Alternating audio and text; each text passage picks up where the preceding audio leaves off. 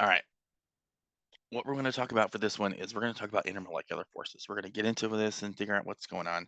This is going to require us to know a lot of the stuff that we've already talked about. So hopefully this will also reinforce some of that other stuff. But I also want to stress this is very important. Um, we will literally talk about intermolecular forces in every chemistry class here. So yes, we need to know what this is and how this works. I'm going to try not to get on my super duper soapbox about this and not make this super long because that tends to be what it is, but get you into the mood of looking at these things. All right. So, what we're talking about is not, we spend a lot of time talking about bonding. This is not bonding. Okay. This is not bonding forces. This is non bonding forces. This occurs between molecules. um, we're going to focus in on pure substances and think about how pure substance molecules interact with each other, but it also pertains to different things mixed together and how they interact with each other, which we will get into in Gen Chem 2. Um, really what we're doing is we're going to think about what are called the van der Waals forces. These were studied by this guy, van der Waals, shown here. Um, and these are all weaker than bonding forces. There's three main types we're going to talk about um, as we do this. Okay, they don't always have the best names, so we're going to have to just kind of keep straight with that. Okay, but our point here is these control a lot of the properties of stuff as we think about things, and these are weaker than bonding forces in every case that we talk about. All right, we just came off of talking about polar molecules, so let's talk about dipole-dipole forces first. Okay, every intermolecular force has some minimum requirement that is needed for that force to work. Okay, for the dipole-dipole force, this is going to require what's called a permanent dipole, which just means that you have to have a polar molecule, right? We talked about how to figure out polar molecules already, so it's not too terrible. Okay, what happens? Remember when we have a polar molecule, you set up dipoles, right? The partially positive parts on one end and the partially negative parts on the other end. What's happening with the dipole-dipole force is that one molecule that's oriented this way, there's another molecule next to it that's going to orient in the same direction so that the partially positive end is near a partially negative end and the partially negative end is near a partially positive end. And that's how it's going to be all the time. The amount of order in the substance is really going to depend on if it's a liquid or a solid. But in every case, you'll be able to find positive ends nearer to negative ends and so on. You can really catch it here in this solid diagram because it's alternating and they're all linked kind of together. Okay. One way we're going to think about, let me make sure I'm not, yes. Okay. Um, this is another idea here, but it's the same kind of thing. All right. One way we're going to be able to determine and kind of actually measure intermolecular forces is thinking about the boiling point. Okay, and we're going to stress a lot about boiling point in Gen Chem 2, but for right now, we're going to just think about it as, remember, uh, boiling point is a temperature where something converts from a liquid into a gas. Okay, in order to do that, you have to break all of the intermolecular forces that are there. Okay, so the more energy it takes to break those intermolecular forces, the higher the boiling point is going to be because you got to pump more energy into it to break all those forces. Okay. So what we're going to do is look at data for boiling points of stuff and see if we can figure out what the intermolecular forces are. Well, we can think of the strength of intermolecular forces as a way to control what the boiling point is. And we're going to use those two ideas together. Okay.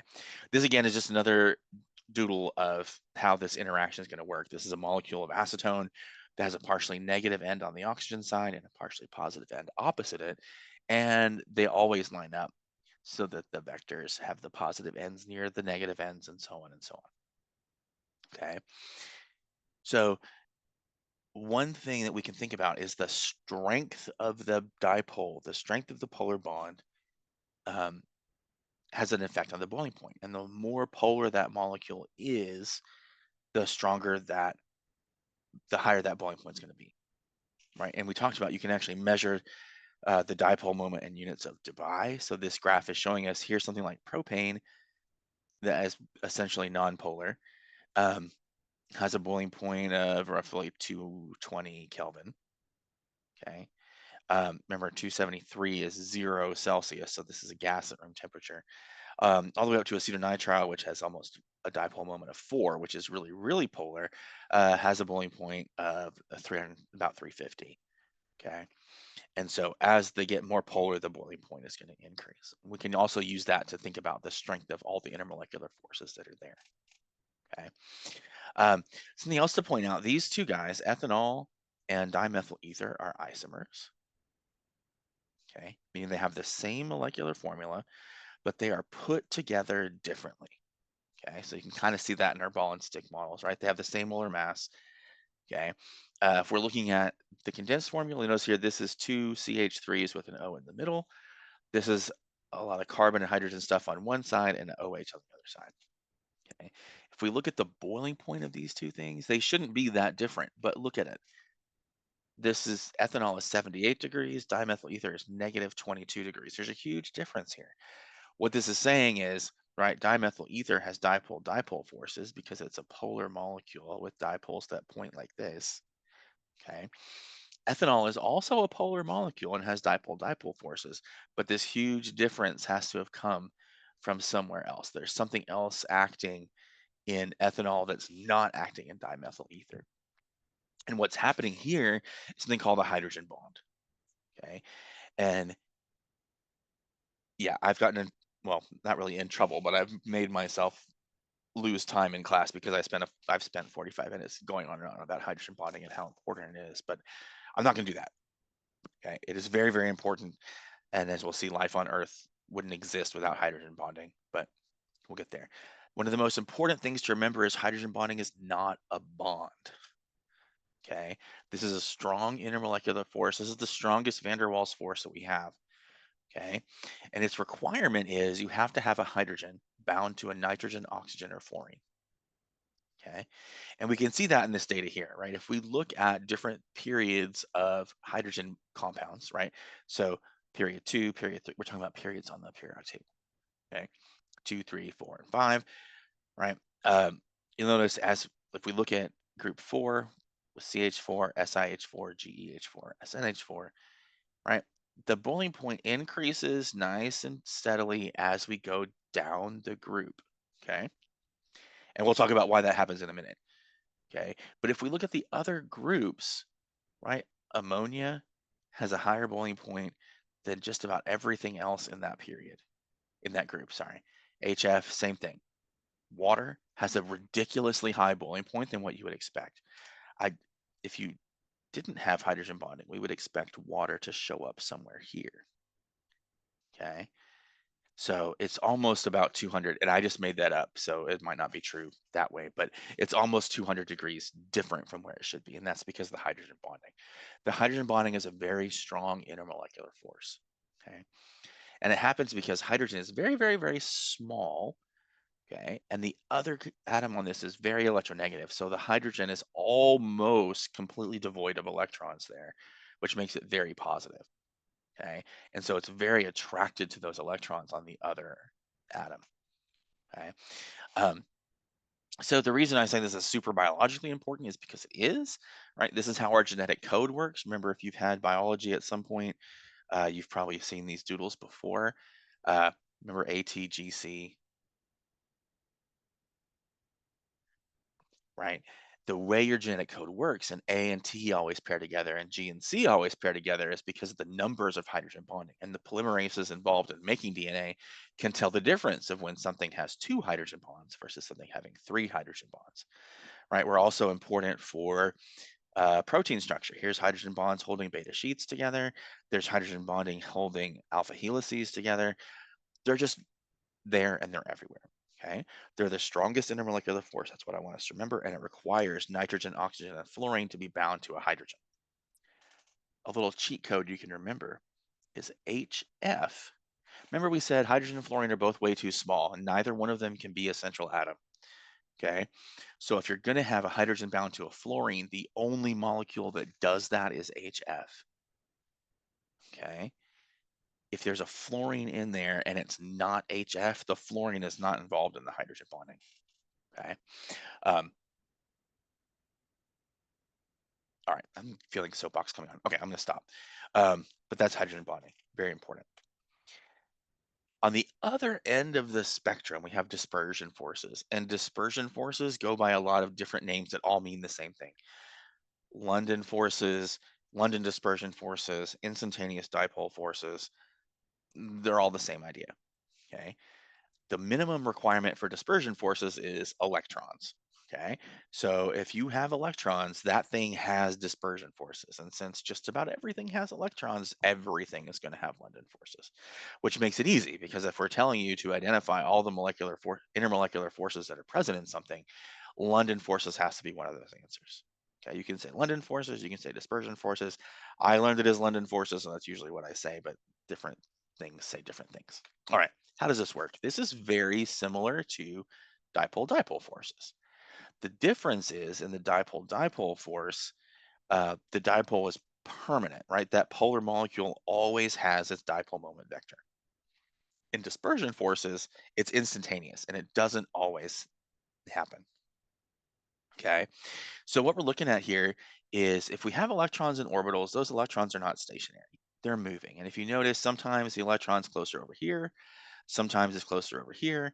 And whenever the electron is closer to one side of an orbital versus the other end becomes partially positive. So here, if we look at this, this is a helium atom.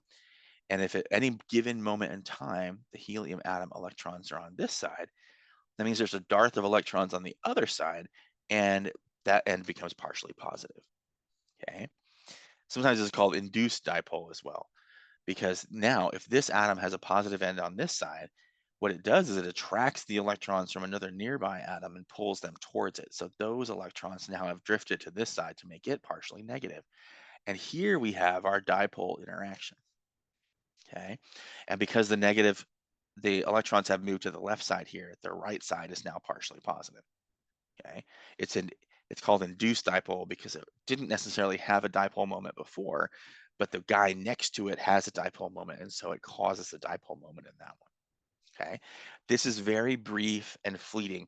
Uh, I had an organic book once that's called this a fleeting dipole moment, and that's kind of what it is. Like for a brief instant in time, the electrons are not evenly distributed, and it causes that to be propagated throughout the system. Okay, it's really weird, but it is important. Everything has London forces. It's also the weakest. I'm going to write this down here. Weakest of the three van der Waals forces. Remember, hydrogen bonding is the strongest. Dispersion or London forces are the weakest. Dipole-dipole falls in the middle. Okay. All right.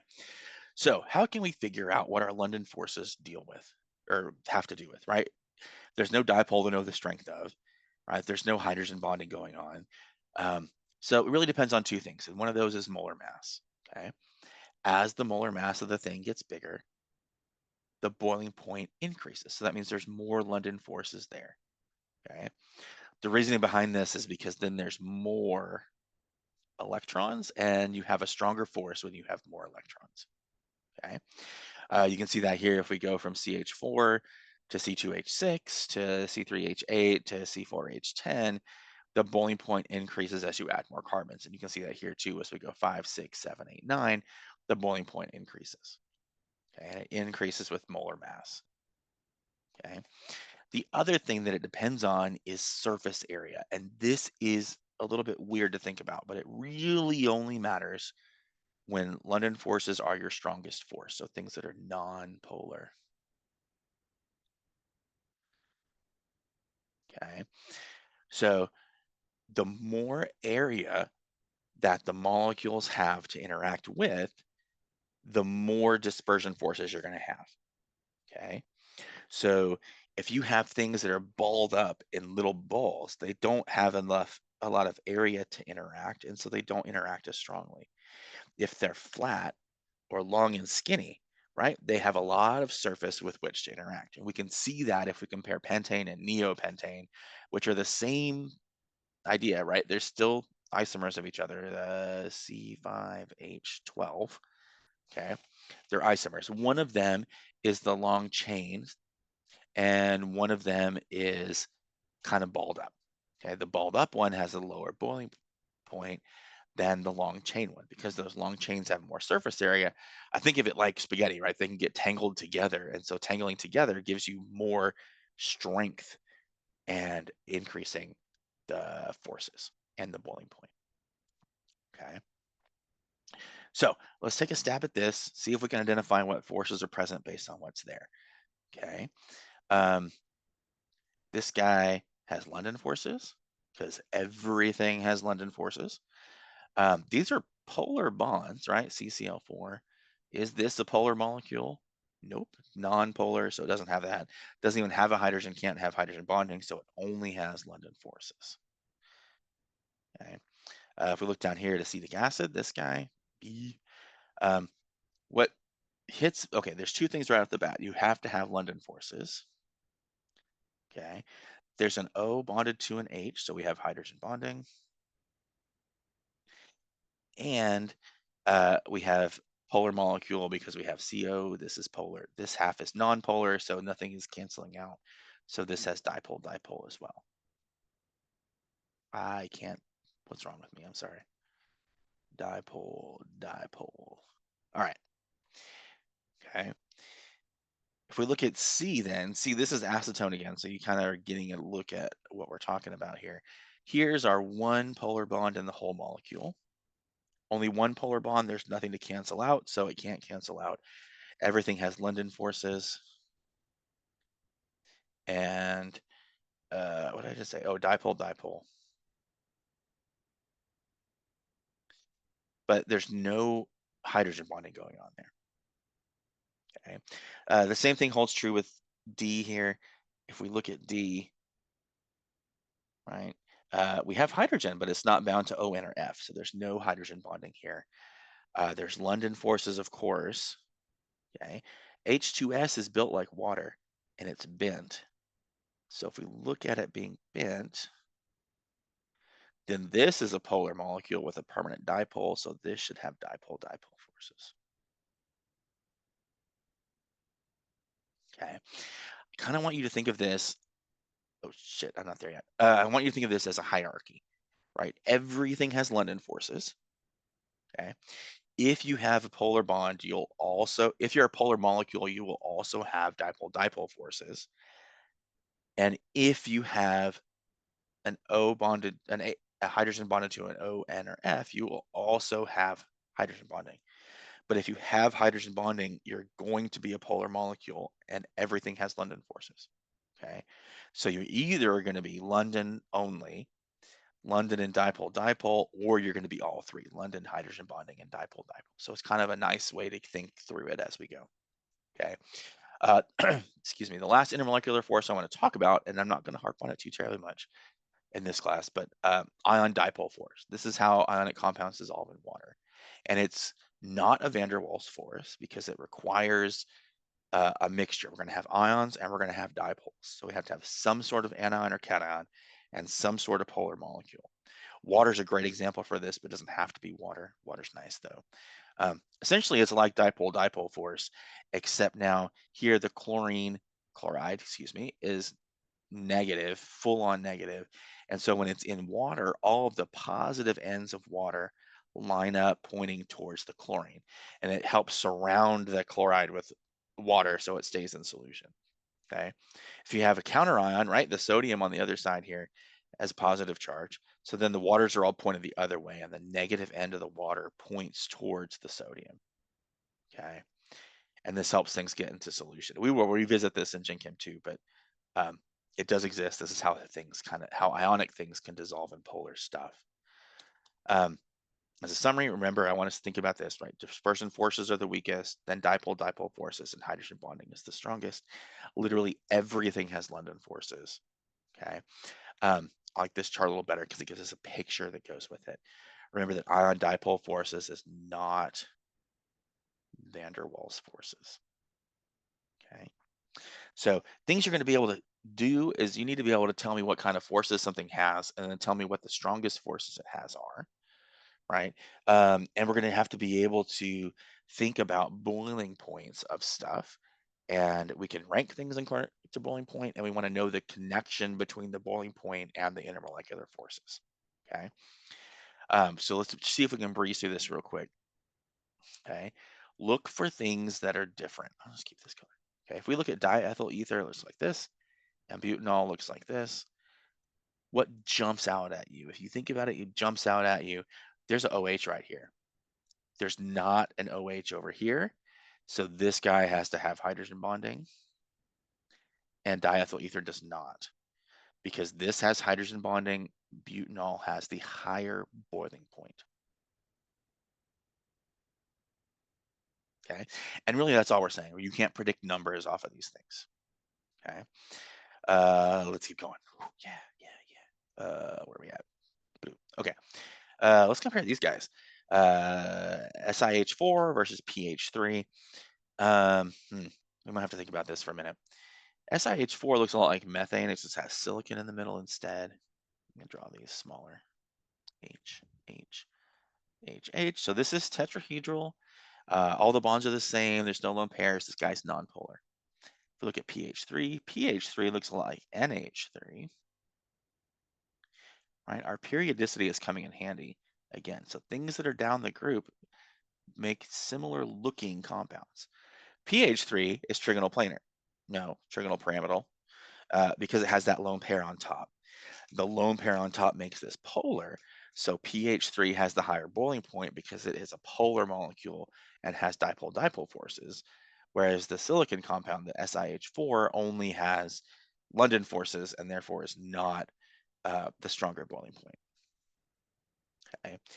If we compare xenon and neon, well, okay, these are just atoms. Something that's just atoms. Both of these are London only, right? They only have London forces. So if they only have London forces, what can we compare? We can compare surface area and we can compare molar mass. Here, if we look at molar mass, who is the bigger atom, neon or xenon? Well, neon's up here, xenon's down low on the periodic table. Xenon has the higher boiling point because it has more molar mass. Okay. In our last one, we're going to look over here at these doodles. We have butane on top and we have 2-methylpropane on the bottom. You don't have to know about names or anything, but it just helps me say it. If you look at them, they are isomers of each other. They're both C4H10. Okay. What's the difference here? They're both nonpolar, right? Because it's all carbons and hydrogens. So we're looking at things that are only having London forces again. When it's only London forces, it's either molar mass or it's surface area. And if I shouldn't have circled both of them, but I'm trying to point out the surface area here. This one is longer. This one is more balled up. Okay. So the higher surface area is going to have the higher boiling point. So this guy, the butane, has the higher BP. Okay. This is how I want us to think through it. Okay. I also want you to remember when we're thinking about, let me put another slide in here real quick. Yes, I want to keep this just so I can write this down so we have it. You want to think about this way. Okay. Is that when you're comparing things with boiling points and you're trying to link it to the intermolecular forces, this is how we're going to answer those questions, right? You're going to pair 2 or 3 things. You're going to look at it and say, okay, whatever has the stronger forces, sometimes this is just more forces, okay? Stronger forces means those things are held together tighter.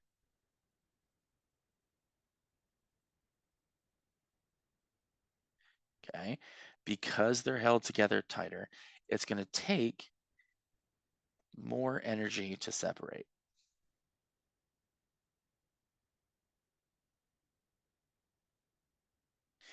This means we're going to need more energy to get to the gas phase.